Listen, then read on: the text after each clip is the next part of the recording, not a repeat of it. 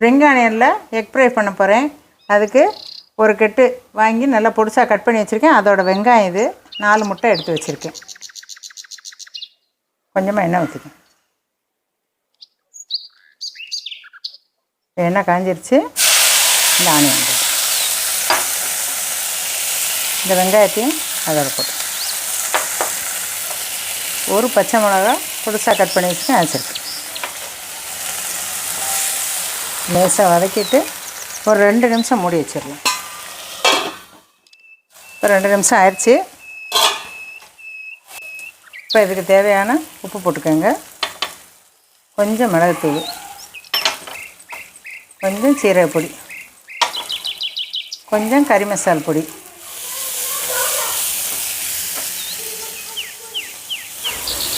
இந்த நல்லா மசாலா வடை போடுறது கொஞ்சம் கிண்டிக்குவேன்.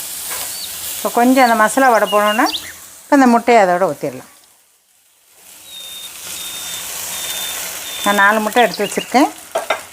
இதை அப்படியே தீயை சிம்மில் வச்சுக்கோங்க. அப்படியே கிண்டி விட்டு ஸோ அவ்வளோதான். அடுப்பு ஆஃப் பண்ணிடலாம். Spring onion egg fry ready. நீங்களும் செஞ்சு பாருங்கள், சூப்பராக இருக்கும்.